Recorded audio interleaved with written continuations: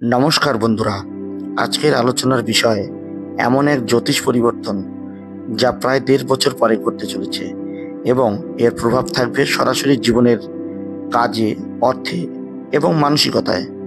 হ্যাঁ, আমরা মঙ্গল গ্রহের গোচরের কথা বলছি, যিনি এ মাসেই তুলা রাশিতে প্রবেশ করতে চলেছেন এবং এই পরিবর্তনের সরাসরি প্রভাব পড়বে ৩টি রাশির উপর। রাশি ৩টি হলো মেষ, কন্যা ও তুলা। এই গোচর কেমন হতে চলেছে এবং কেন এই সময়টিকে গুরুত্ব দেওয়া দরকার, চলুন এবার এই বিষয়টি বুঝে নিই। প্রথমেই আমি বলছি মেষ রাশির কথা। নিজের জায়গায় ফিরে পাওয়ার সময়। মঙ্গল আপনার রাশির অধিপতি, এবার সে যাচ্ছে আপনার ৭ম ঘরে, মানে সম্পর্ক, বিবাহ, অংশীদারি, এই জায়গাগুলোয় আলোর ফোকাস পড়বে। এ সময়ে দাম্পত্য জীবনে বোঝাপড়া ও সাপোর্ট বাড়বে। আপনি যদি পার্টনারশিপে কাজ করেন বা নতুন প্রজেক্ট শুরু করতে চান, এই সময় একদম ঠিক সময়। ভাগ্য আপনার পাশে থাকবে। বিশেষত রাগকে নিয়ন্ত্রণে রাখুন এবং মঙ্গলদেবকে প্রতি মঙ্গলবার প্রণাম করুন এবং হনুমান চালিসা পাঠ করুন। তারপরে যে রাশির কথা আমি আসবো, কন্যা রাশি। টাকার প্রবাহ ও স্থিতি ফিরে আসতে চলেছে এই সময়।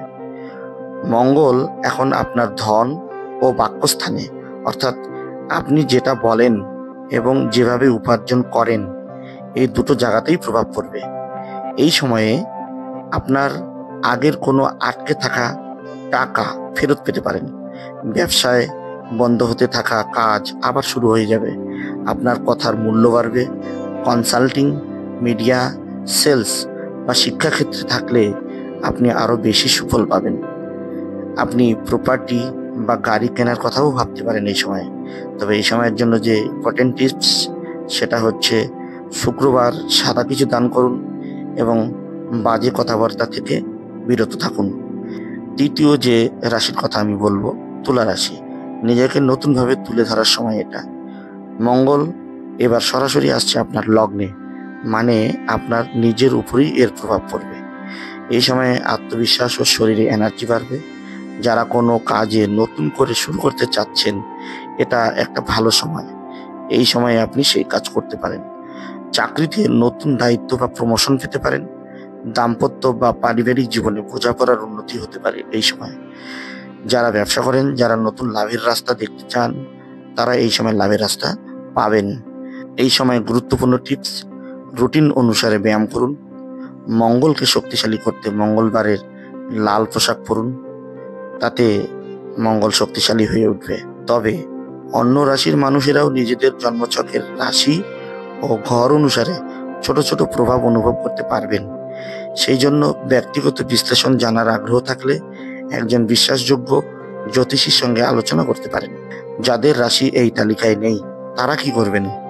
এটা ঠিক যে মঙ্গল গ্রহের এই গোচর এই 3টি রাশির জন্য একটু বেশি সক্রিয় হবে। পরিশেষে আমি একটা কথা বলতে চাই এখানে, যে এই রকম গ্রহ পরিবর্তন কিন্তু রোজ রোজ হয় না। যারা প্রস্তুত থাকবে, সময়কে কাজে লাগাবে, তারাই পারবে নিজের জীবনে একটা দৃশ্যমান পার্থক্য আনতে। তাই বন্ধুরা, যদি এই ভিডিওটি উপকারী মনে করেন, তাহলে আমার এই চ্যানেলটিকে সাবস্ক্রাইব করুন। আমি জ্যোতিষ সম্পর্কিত বিষয়ে গুরুত্বপূর্ণ বিষয়গুলো আলোচনা করি। কমেন্টে আপনার রাশি লিখে জানান এবং আপনার রাশি উন্নতি করতে লিখুন হর হর মহাদেব অথবা জয় বজরংবলী।